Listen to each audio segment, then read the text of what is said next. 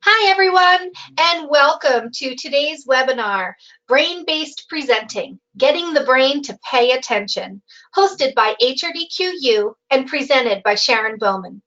My name is Sarah, and I will moderate today's session.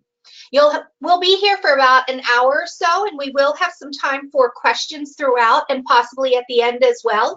So look on your GoToWebinar control panel. You'll see an area that's called questions with a white box there. You can type in that box and then hit submit, and that'll come over to Sharon and I, and we'll be able to answer those questions either as we go along or in the middle or at the end. So go ahead and feel free, please interact with us. And as you can already see with some of our pre-session slides, our presenter has really exciting ideas to share. So I'm going to go ahead and let her dive right in and get started. Please welcome Sharon Bowman. Sarah, thanks so much, and welcome everyone who are joining us today for Brain-Based Presenting. And we're going to begin with a somewhat very obvious fact, and let me see if I can get that. Sarah, can you move the slide, please? Because evidently it's not moving for me to the next slide. Okay, you have one of these. So we're going to use your brain to figure out how to get other folks' brains to pay attention. And let me see if the slide will move again. Yes, it will. Cool. Okay, let's go back one slide. And folks, you're going to have to bear with us just a little bit. As always, sometimes there is a little bit of technology smoothing out at the beginning of webinars till we can get everything synced. This webinar then is about your brain as well as the brains of the folks that you interact with and the people that you share information with. So you're going to use your own brain to learn about it, and you're also going to use your own brain to learn about how to get the brains of your audiences involved and engaged, and how to get your audiences to pay attention so that they can remember and use the information that you're sharing with them. Now, because this is about the brain, we're going to begin with a quick brain warm-up activity. And you're going to do two things with this little number line. First, let me tell you what you're going to do, and then I'll pause for a few seconds for you to do it. First, you're going to add the numbers together to get one sum. And then second, you're going to think about how you added those numbers together. And if you've already done this little exercise, challenge yourself and see if you can figure out another way to do it.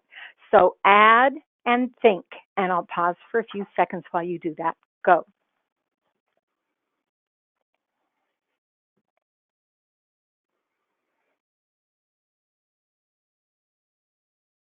Now, some of you might still be adding, and that's fine. I'm sure those of you, though, who are finished adding probably got the sum 55. So let's take a look at a variety of the ways you might have arrived at the sum of 55. Some of you might have added the numbers from left to right or from right to left. And you might have done it this way because either it was the way you were taught, or it's easier to add from the large numbers to the small. You were taught, you read from left to right, all of that. Some of you might have grouped numbers consecutively, like the circles on this slide, where you're grouping numbers that are adjacent to each other. And maybe you did this because you remembered grouping numbers in a math class, and that made it easier for you. A few of you might have grouped by tens, either starting with 10 and then going 1 plus 9, 2 plus 8, and so on, and throwing in the extra 5 at the end. And a very few of you might have grouped by 11s. And I know some of you are probably thinking, 11s? Who would think 11s? Either by beginning in the middle of the number line and working your way outward, or beginning with the 1 and the 10 and working your way inward. And by the way, most folks who group numbers like this are really good at math. They're mathematicians, or they're accountants, or they're really good at recognizing number patterns.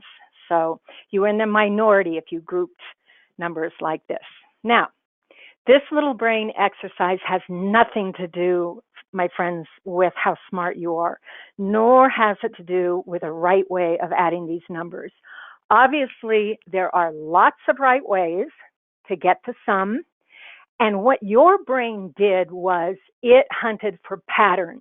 either patterns of adding numbers that were familiar to you or patterns that would make the job easier and you would arrive at the sum more quickly. And this little exercise is really a metaphor for learning and presenting, because there are lots of right ways to learn and lots of right ways to present, and no one way works all the time. So as presenters of information, we need to have a variety of tools that we can choose from, and we need to vary those ways we present content to others so that they can find the patterns, if you will, the brain patterns that work for them, not just for us as the presenters. Now, you're going to have 3 challenges during this webinar. Your first challenge is to collect as many of the presentation tools as you can and write them down. You can decide later if you're going to use them, just collect them all. Your second challenge is to think about how you might use some of the tools in your own presentations with your own audiences. And your third challenge is really the most important one. You need to notice how many brain-based tools that I use during this webinar to get your brain to pay attention, because we're going to come back to that challenge at the end of the webinar. All right, to get the most from this webinar, you'll need something to write on and something to write with. So if you've already downloaded and printed the handout, that's great, use it. But if you haven't done that, that's just fine, because I'm going to give you some resources at the end of the webinar, and you can pick up the handout then. A blank piece of paper will do just fine. Writing is a powerful way of reinforcing content and moving facts to long-term memory, and your brain is going to remember more what you write during this webinar than what I say or what you read. And the same holds true for your audiences. They'll remember what they write more than what you say or what they read on a slide. Okay, so our second little exercise is to take a moment, think about how in the past you've gotten other people to pay attention to what you had to say. Maybe you told a joke or a story, or you moved around the room, or you called on someone to answer a question, or you showed a photo on a slide, or whatever. Whatever strategy you used, write it quickly down on your note-taking handout now. And I'm going to pause for a few seconds while you do that.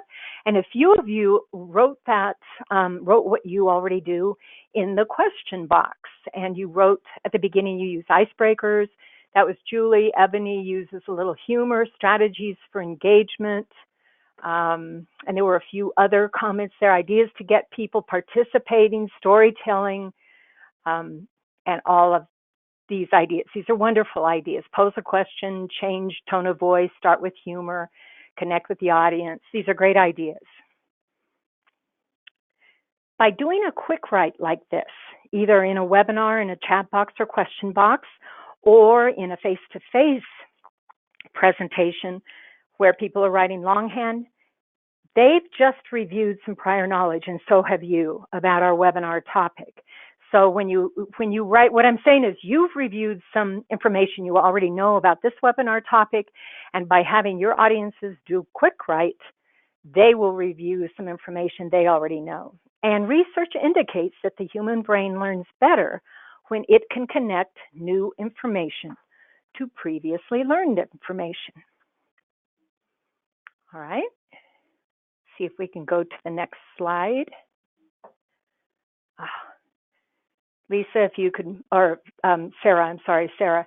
Good, thank you. All right, read this slide to yourself, please. Patricia Wolf is a college professor, and in her book, Brain Matters, she says that writing helps learners deepen their understanding of what they've heard, and it also helps them remember content later, and learners are more easily able to access that content from long-term memory when they summarize the information in their own written words. Okay, next slide, Lisa, Sarah. Sorry, Sarah. If you can, please. Good. Now, you saw this on the rotating slide, some of you already did, and think about ways you've seen other presenters get their audiences to pay attention.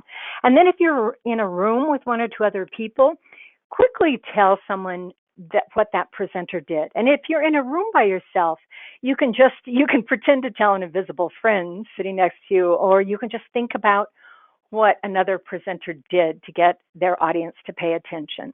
And I'm going to pause for just a few seconds while you talk or think. And also while you're doing this talking and thinking, do just a quick stretch. Stretch your arms and your legs and your body and take a deep breath.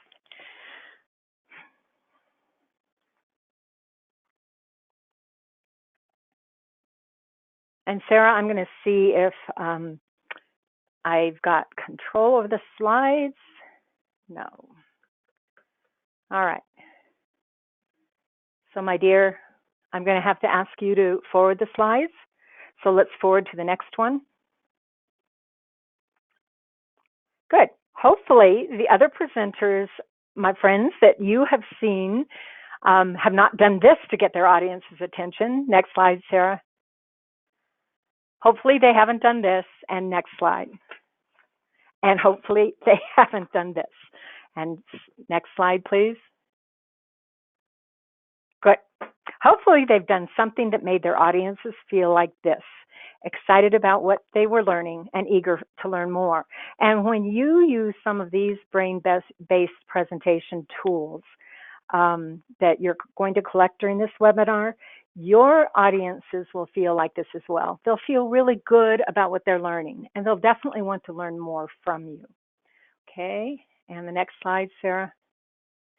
Thank you. Read this to yourself, please. Okay, I'm going to see if I can just do the arrow keys here, Sarah. Let me see that for a minute. Yes. Okay, let me move back. Okay, cool. I think the arrow keys will work for me. Jay Cross is a technology expert and the author of this book, Informal Learning. And he says that social engagement is absolutely crucial to successful learning because as a species, we have learned from each other far longer than we've learned from books or lectures or screens. So the fast pass is a way of getting people in your face-to-face audiences connected and talking to each other in quick topic-related ways. And in webinars with smaller online groups than what we have in this webinar, we have a huge group in this webinar, folks. We all have almost 500 people. So smaller groups, we could have used chat rooms or breakout rooms or verbal responses. In a large group like this, we're going to do some other things to get you engaged with each other and with this webinar content. All right. Now, I just used two presentation tools that help you and would help your audiences make some important connections. So please take a few seconds and write them down on your note-taking handout or your note-taking page. And you can title that list that you're going to be creating your presentation tools.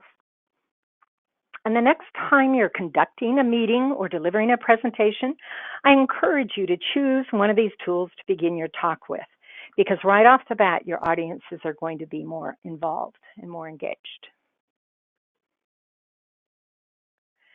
When you begin a training, a meeting, or presentation with something like a quick write or a fast pass, something that is connected to your topic, so it's not just an icebreaker that connects people socially, it connects them to the topic as well, you're using a technique called priming, which is a brain scientist way of saying that you're getting your audiences ready to learn by connecting them to what it is they already know about your topic.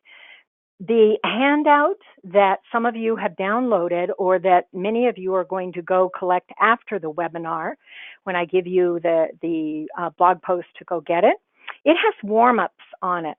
And warm-ups are another priming tool that you can use with your audiences and in your presentations. So I'll give you the instructions for finding the warm-ups in that handout later in the webinar. Now, the brain science that I'm about to share with you will forever, I promise you, forever change the ways you present information to others. And I'll let you in on a little secret. You already know this brain science because, my friends, you have a brain that uses it every day. You just may not know that you know it. However, once you're consciously aware of it, you can use this information coming up to redesign your meetings and presentations so that they are always brain-based. I'm going to explain these 4 basic brain science elements to you, and then you're going to experience them in action. So we'll start with the explanation first. The human brain is genetically hardwired to notice 4 general things.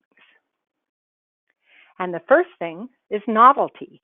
The human brain pays more attention to anything in the environment that is new to a person's experience, and you pay more attention to things in your surrounding environment that are new to you. And your audiences do the same thing. They pay more attention to anything in a meeting or presentation that is new to them. So novelty can include the senses, new auditory, visual, or kinesthetic, meaning movements, or sounds, or images, those kinds of things. Or anything else that is new activities, new photos, new things that have not been used before. And then that brings me to the second brain science element, and that's contrast.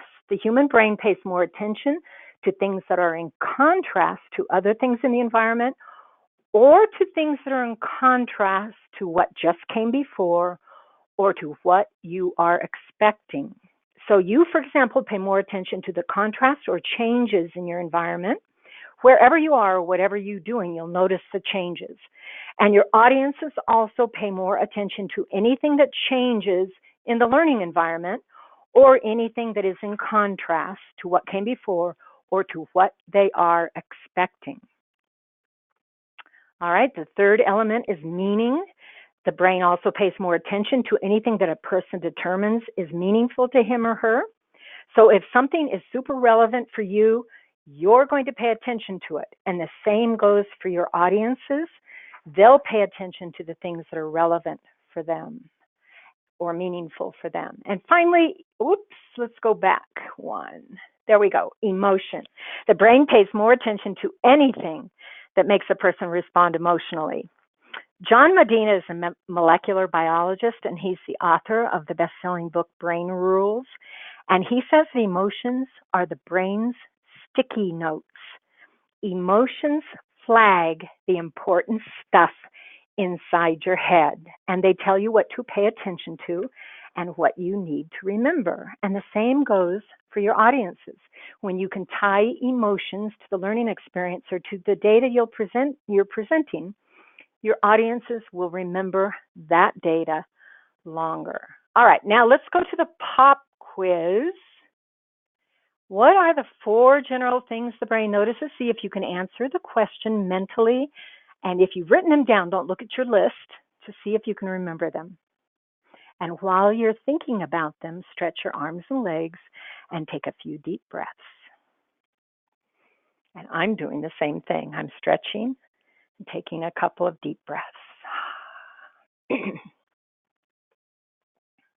Okay. If you remembered all 4, good for you. Please write them on your tool list now. Add them to your list. And we are going to explore a number of very concrete ways you can use these 4 brain-based elements. But first, I want to put it another way. The brain quickly learns to ignore anything that is routine, repetitive, predictable, or just plain boring. In other words, your brain is hardwired, programmed, if you will, to ignore the routine, the repetitive, the predictable, or boring stuff. And there's a reason for this. Ignoring this stuff saves time and energy. It frees up brain space to think about other more important things. And your brain does this automatically without you even having to tell it to. And you know exactly what I'm talking about. Here's a very common example. You're driving down the highway like this. And suddenly you realize that you haven't been in your car for the last 30 minutes. Yeah, your body was there, but your mind was a million miles away, making to-do lists, thinking about your kids, an appointment after work, your crazy neighbor, a past conversation, whatever. Your mind wasn't there. Or perhaps you're just listening to a speech, kind of like this right now, and your mind kind of floats away for a bit and you realize that you haven't heard a single word the speaker said. Hopefully that hasn't happened, but it might. You basically went on autopilot for a few seconds when a subconscious part of your brain says to the conscious part, you can take a hike. You can think about something else because I've got this covered. And we do this all the time, folks, and our brains are hardwired to do it, and we don't even notice half the time that we're doing it. Of course, the challenge for us as trainers and presenters is to stop our audiences from tuning us out and going on autopilot. So here's the million-dollar question.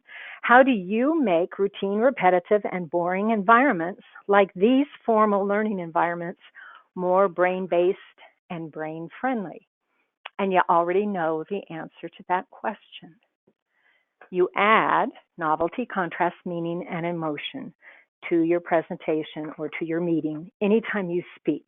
So we're going to take a look at concrete ways to do this, and you're going to be collecting some tools, and you're going to be experiencing some of the ways to add novelty, contrast, meaning, and emotion. And we're going to take novelty and contrast first. I'm going to give you 3 simple ways to use these 2 brain-based elements the next time you present. And the first way really applies to meetings. Doesn't so much apply to training or presentations unless you have a small group that you're doing a presentation or training or class for. There are many companies around the world now that are doing stand-up meetings. They keep their meetings short, usually around 15, 20 minutes or so. And meeting participants might stand around a table or in front of a wall chart or just in small standing groups. And the reason why stand-up meetings work and have become so popular globally is really very simple. And the reason why is, let's go back, oxygen. More oxygen flows to the brain when the body is standing and moving, folks, than when it's sitting. And more oxygen means that the brain can pay better attention, it can learn better, and it can remember more afterwards. And all this from simply changing from a sitting to a standing position. Okay, read this slide to yourself.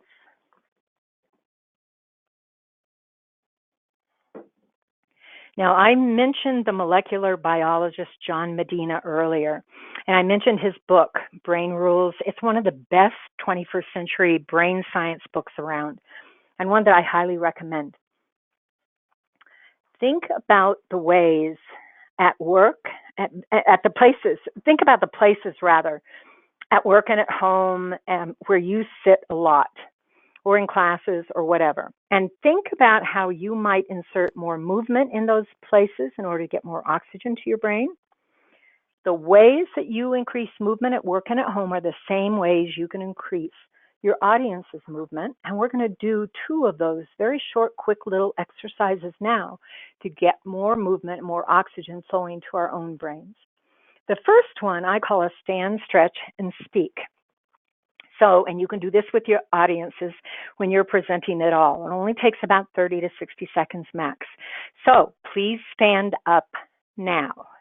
And do I know you're standing up? No, I haven't a clue. But hopefully you are. Because if you are, you just started a nice flow of oxygen to your own brain.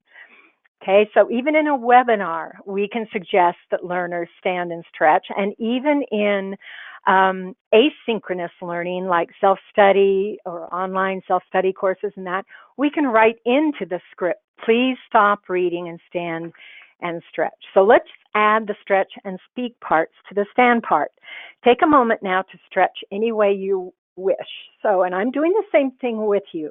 So you'll hear me stretching and creaking a bit as well. Stretch your arms out, roll your shoulders, roll your neck, bend to the waist a little bit. Ah, good. Now, if you're in a room with a friend or a few other people, please tell that person or people one thing you know about brain-based presenting that you didn't know before this webinar began. And if you're alone, you can either type your response in the question box, and I'll read a few of those responses out loud, or you can simply pretend you're talking to an invisible friend and tell your invisible friend something that you've learned so far. So we'll pause here for a few seconds while you stretch and speak.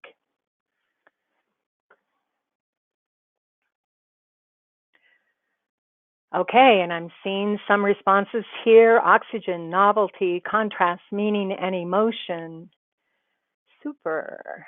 What's in it for me? And I believe there's a question there. Sarah, can you read that question? I don't have the full question in front of me. What about in general? From Lawana?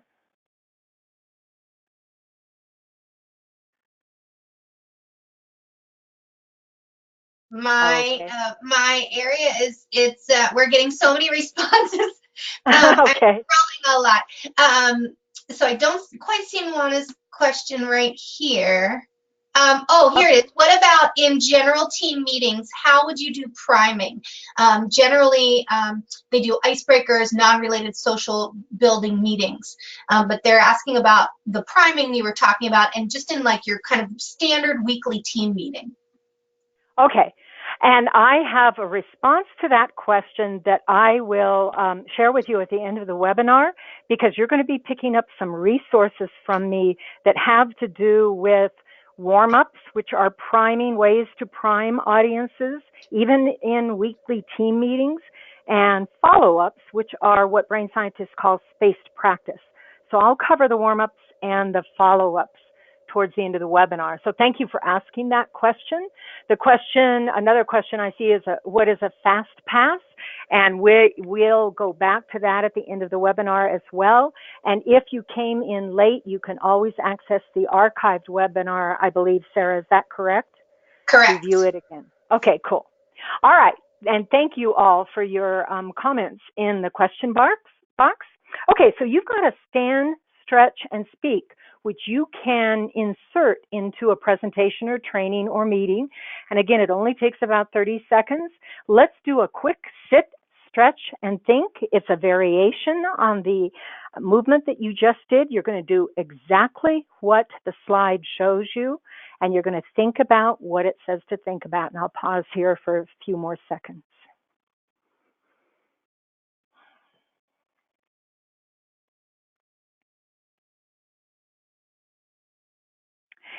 Even in a webinar, even in a meeting, even in a presentation with a huge audience or small audience, doesn't matter the size of the group, you can insert these tools into content just like I've done here.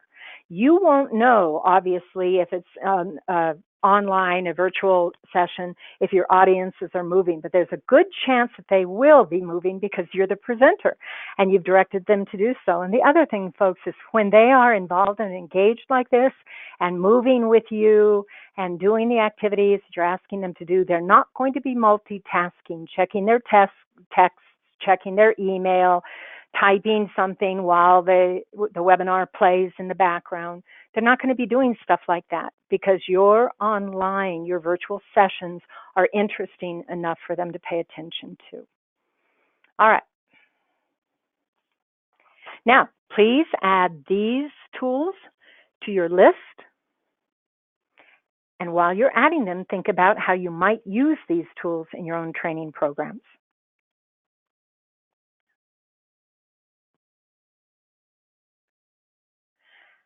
And then choose one of these tools that you promise yourself you'll try out the next time you present information to others, and circle that tool.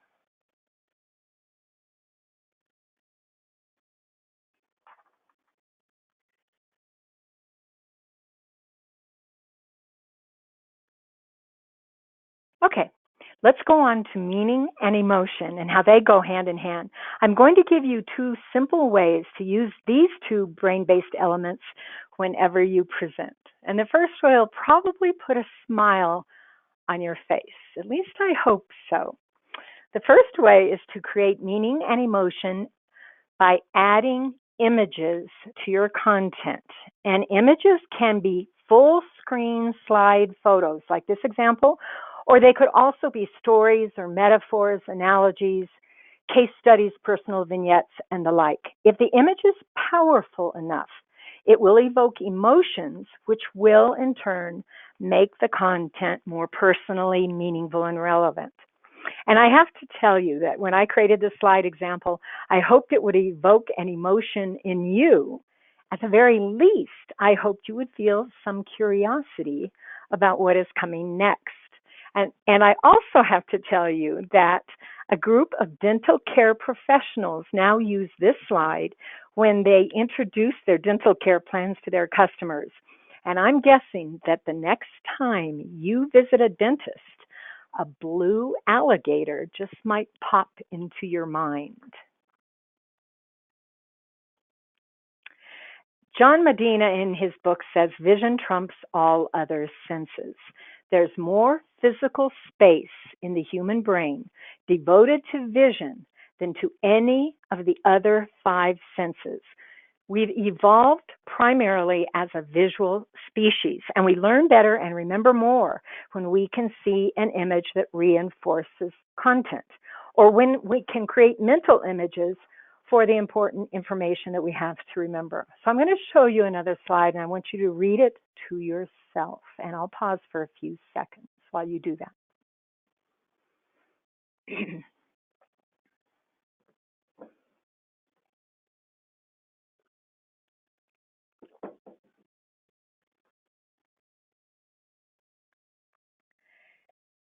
My friends, this is an example of what not to do with a slide. Slides like this are brain antagonistic, meaning that the brain quickly begins to ignore the slides when they look like this, and the brain will ignore all the content on them as well. If you feel that you have to cover content in this fashion, or perhaps your company says, well, we've got this set of templates that you have to use with a scripted company training, then show an image or tell a story first and then share the details. That way your audiences can connect the data that's on a slide like this with a mental image or with a story, and that will create more meaning and emotion for them. Better yet, put all the detailed content in a handout for them to read later, or as you're lecturing this information, they can circle or highlight the main ideas or the important facts, or write a summary statement on the handout as you're delivering the content. So instead of just sitting and passively listening to you read from your slide, your audiences then become more engaged and more involved in what you have to say. All right. Now, I've already referred to a second way to create more meaning and emotion, and that is tell stories. Stories are very powerful ways to help others learn and remember new information. And the more emotionally evocative the story is, the better the brain will remember it. So you can create or collect short topic-related stories that are descriptive and relevant to your topic and your audiences. And whenever you use photos rather than clip art, emotions, are always engaged. Clip art does not engage emotions like full screen photos do. And I have to tell you again that the dental care professionals that I mentioned earlier, whenever they do dental hygiene workshops, this is one of the slides that they start their workshops with. I thought that was kind of cute. All right, these tools add meaning and emotion to any presentation, so write them on your tool list, please, and then think about how you might use them the next time you deliver information to others, the next time you present or instruct or train others.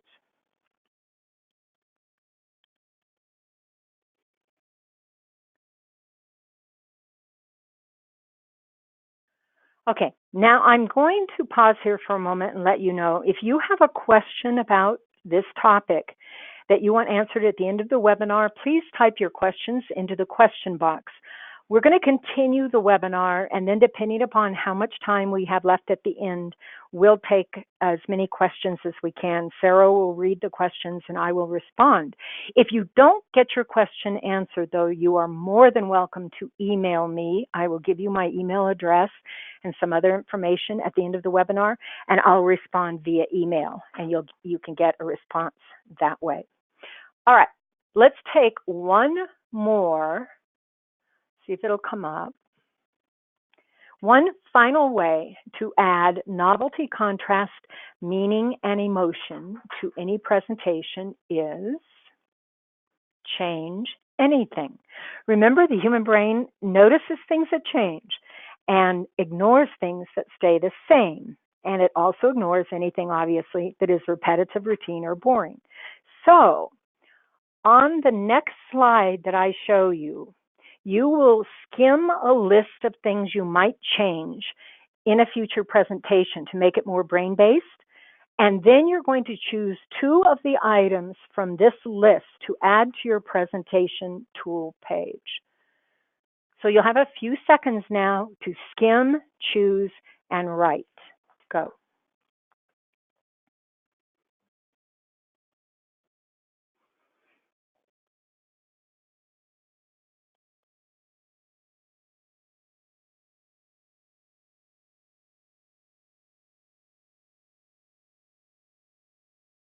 And remember, folks, if you miss some of the slides, or if I've gone, once in a while, I change them a little too fast, and maybe you want to go back and look at another one, you can always view the archived presentation at the end of the webinar once HRDQ has it archived and up and running for you.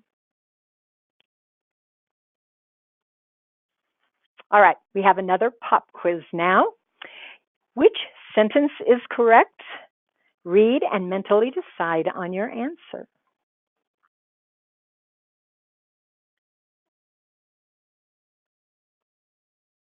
And if you chose answer number 2, good for you. Okay, add these tools to your list now.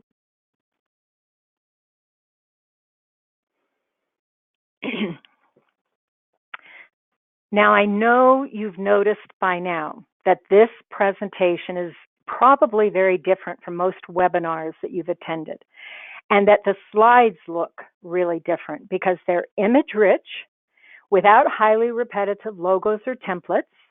The images are, as I pointed out earlier, full screen size, and they're photos, not clip art or cartoons. And the fonts are really big and fat. They're not small and skinny.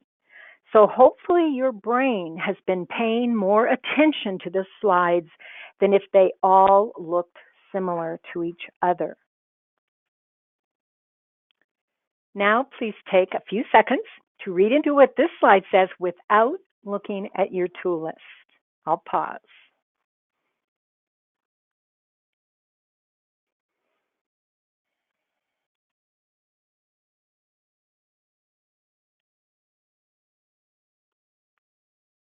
Okay, let's see how much you've learned about brain-based presenting so far. Thumbs up and thumbs down is a real quick way to test your knowledge, and it's an absolutely delightful way to use slides as a learning tool or as a tool to revisit content, which is the way I'm using the little strategy now. So here's how it goes. Read the statement on the slide. If you agree, give it a thumbs up, and if you disagree, give it a thumbs down. And if you're room with others, check out how many of the thumbs up, thumbs down agree with you or disagree with you, as the case may be. Look around. And if you gave the statement a thumbs up, you are absolutely correct. Let's do another one. Here's the second statement, thumbs up or thumbs down.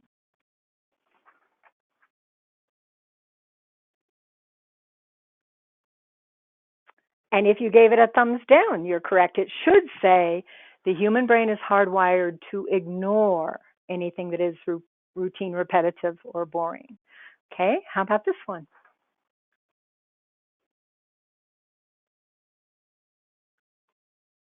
And if you gave it a thumbs up, good for you. And the last statement.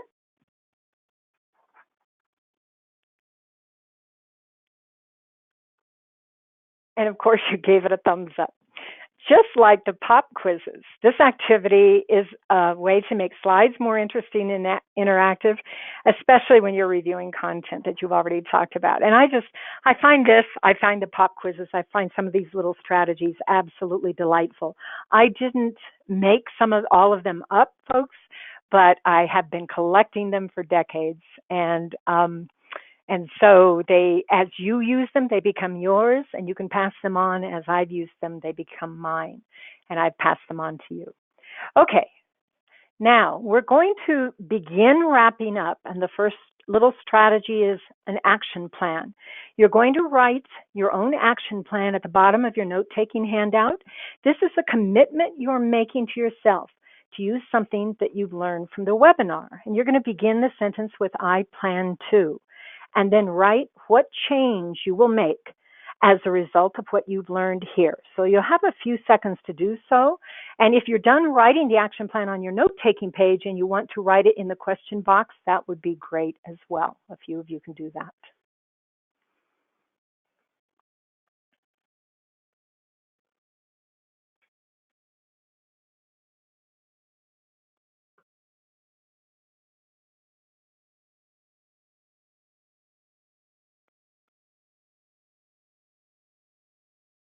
And I see a few action plans in the question box. I plan to create slides, and I can't see Sarah, do you have the complete sentences there? My sentences are short because the box is small.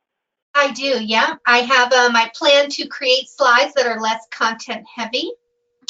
Okay. Amber says, I plan to utilize stand-up meetings more. Cool. We have another stand-up meetings, but also schedule them for 30 minutes or less, because I'm sure they will be much more shorter. Okay. Great. Read a few more, please. Yeah. I plan to have learners create an action plan after each training session for reflection and engagement. Great. Susan likes the thumbs up and thumbs down, and adding more emotional, relevant, quick stories. Okay, and a couple more. Yep, using stretch in virtual learning. We're getting a couple of those comments around the stand, stretch, think activity. Less written information is coming in. And we've got several who are saying photos and clip art. One says that might be a little tricky, but they'll convince their team. I love it. I love it. That's great. Okay, thanks, Sarah, so much. I want to let you know, everyone, that when you write your own action plan, you're increasing the likelihood that you'll follow through and do something with what you've just learned. And the same holds true for your own audiences. When they write their action plans, they will probably then go out and use the content that you have taught them. And that's the value of the action plan. It reinforces the content and it moves us towards, obviously, action. Now, quickly compare your tool list with the one that is on this slide. And if there's anything on the slide that's not on your list, add it to your list now. There may be at least one or two or possibly three items that aren't on your list that are on this list.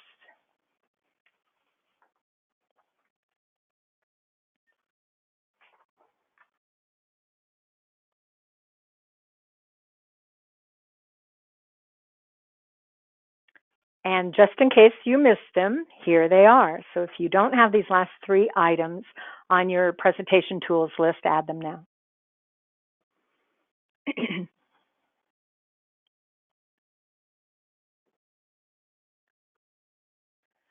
All right, you now have over a dozen quick, easy, topic-related presentation tools that are guaranteed, honestly, guaranteed to get and keep the attention of your audiences. You don't have to use them all. You just need to pick and choose a few of them. Better yet, you have the brain-based reasons for using these tools. In effect, you know the why as well as the how. So in order to get your audiences to buy into doing some of these short, quick activities, you can give them the why as well. And your audiences will leave your meetings and presentations feeling more like this. Definitely more excited about the learning and hopefully eager to learn some more because it's been fun, it's been memorable, and it hasn't been routine, repetitive, or boring. Now, let me tell you a little secret about presenting this way, my friends.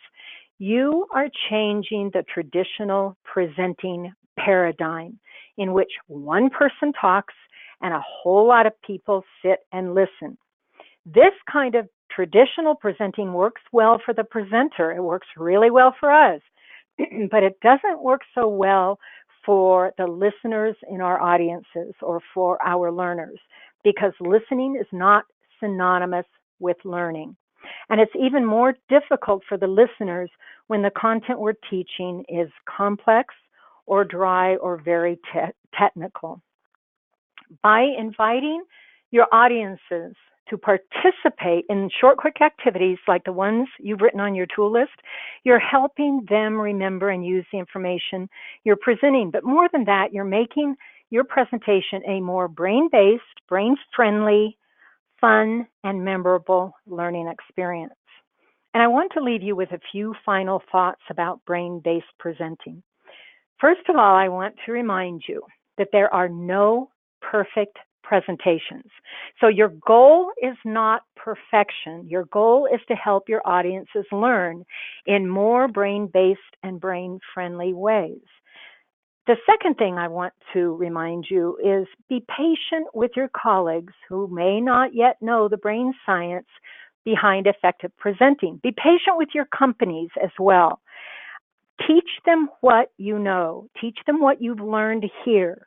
They will learn from you when you do that, and you'll master what you teach. And you'll get more of a buy-in from your colleagues, from your learners, and from your companies when you teach them what you know and explain to them why you're doing this presentation differently.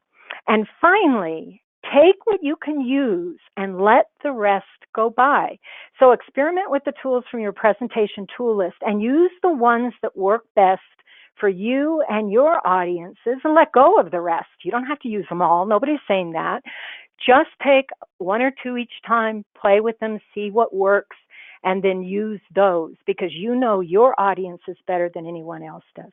You'll be great, and your audiences will love you for it. All right, now, at the beginning of the webinar, I mentioned 3 challenges for you to do. The first was to create a collection of presentation tools, and you've already done that. The second was to think of ways you could use the tools in your own presentations and training, and you've done some of that. And the third was to notice how many brain-based presentation tools I used during this webinar. So here's the surprise at the end. You have a pop quiz optional, because it's optional, homework assignment. I call it a follow-up. Brain scientists call this spaced practice that helps move learning into long-term memory. And all you have to do is answer this question in a few short paragraphs. And the question is, how were the elements of novelty, contrast, meaning, and emotion in this webinar used to get your brain to pay attention? You don't even have to write down the question, my friends, because it's already written for you on a brand new blog post that I have just posted this morning. It's the pop quiz homework for the HRDQ webinar. I posted that on my blog, and the question is written there for you. You can email me your answer. My email is up here on the slide. It's also in the blog post.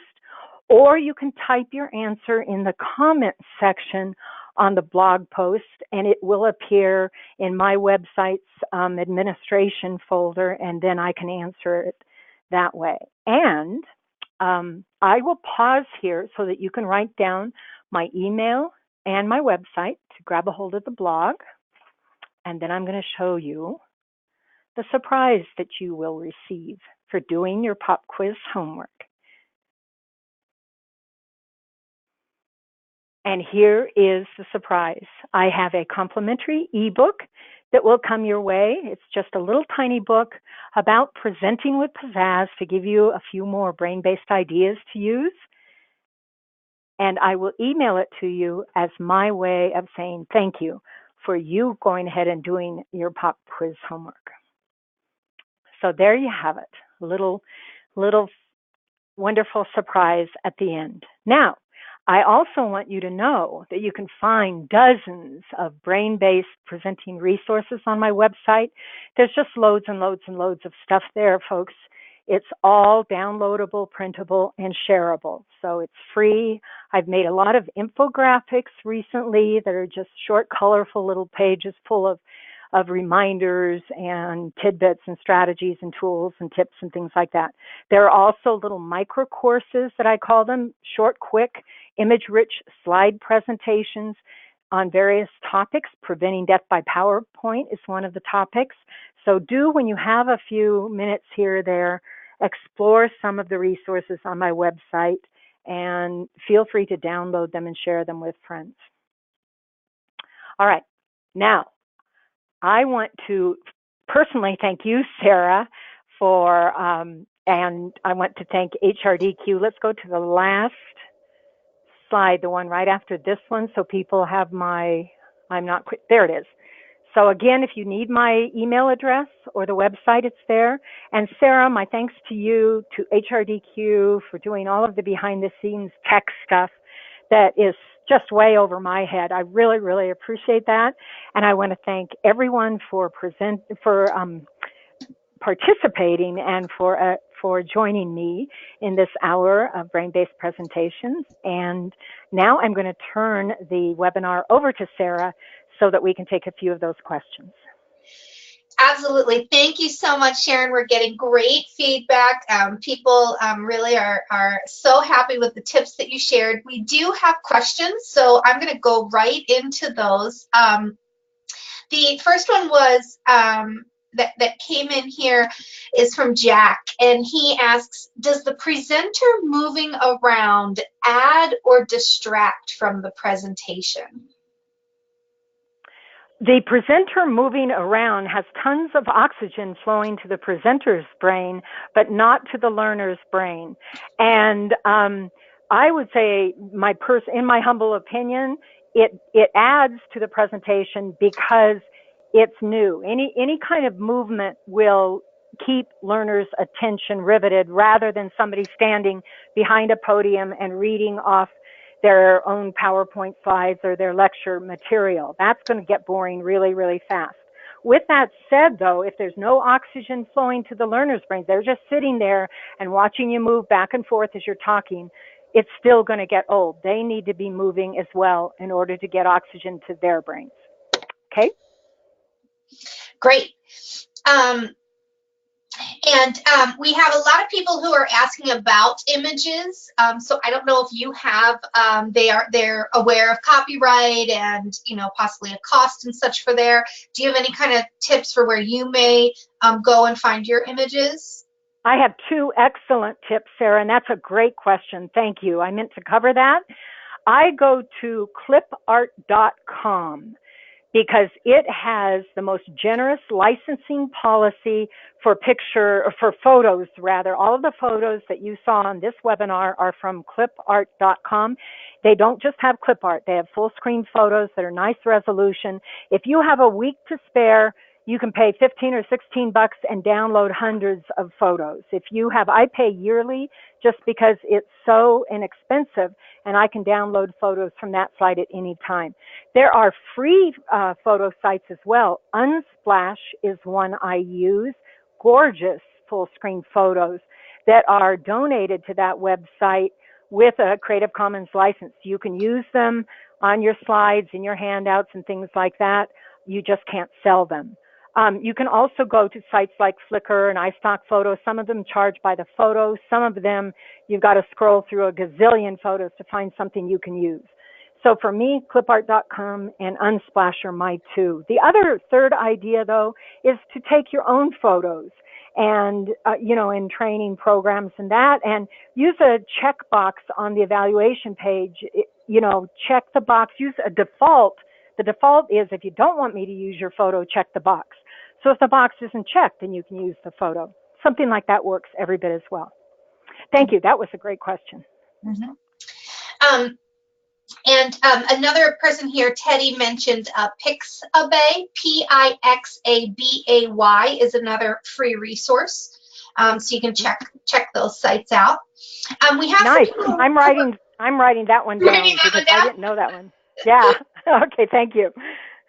We Okay, have some people who are asking about the fast pass.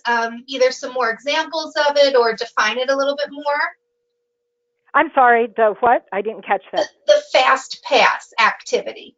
Oh, the fast pass is just a real quick 1 minute, 2 minute, 3 minute pair share or table group share or triad share at the beginning of a presentation that just says turn to your neighbor or tell your table group one thing you already know about the topic or one question you want answered about the topic or 3 facts you know about the topic. It gets people connected to each other socially, but in a topic related way. So you're not just doing an icebreaker that has nothing to do with content.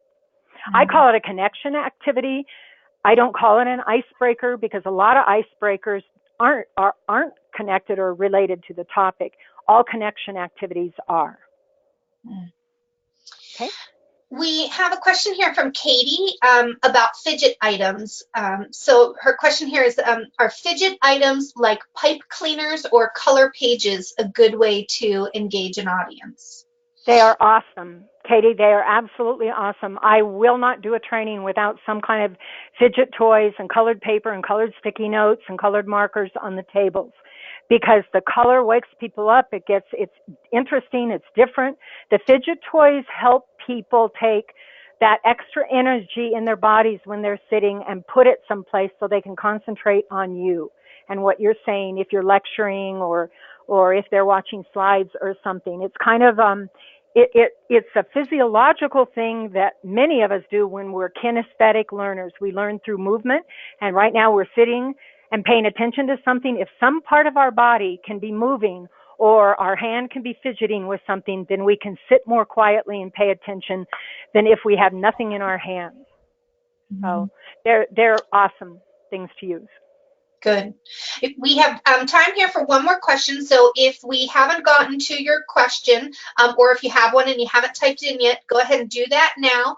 And we'll reply to all of those by email. We'll ask Sharon to be responding to those. So we'll get those back to you. But our last question here, I think, can apply to a lot of our audience who does training, but they're doing training in a demo format or a software program or something. And so Susan here asks, how would I incorporate some of the techniques if I am training on how to use a software program such as a demo? Okay. You can write into, well, number one, you can have more than one person sitting at a computer. So if you have people sitting in pairs at computers, then they're helping each other, they're giving each other feedback, they're correcting each other's mistakes. You can also pause during the software demonstration or the procedure and have them repeat back, have them write on a little note-taking pad, have them stand and stretch. Oh my gosh, to stand and stretch in a computer lab, what a novel thought. So a lot of these things can be incorporated in a laboratory, computer lab type setting. If you're teaching online, then again, do what I've done during this webinar. Pause some of the teaching to have people stand and stretch, take a few deep breaths, have a note-taking handout or a graphic organizer that they need to do a little bit of longhand writing on to review some of the information or the procedure or to answer a question. And the like. So a lot of these things can be used in very technical training classes. It's just a matter of being a little creative in terms of using them there. I hope this helped. Good. Thank you so much, Sharon. Okay, and thank you, Sarah. And again, please send me your questions via email. If you didn't get your question answered, I'd be happy to answer them that way as well. And please do go to the new blog post that was just posted this morning. Your pop quiz homework is there, and I'll look forward to seeing your responses and sending you the complimentary ebook. Thanks, everyone.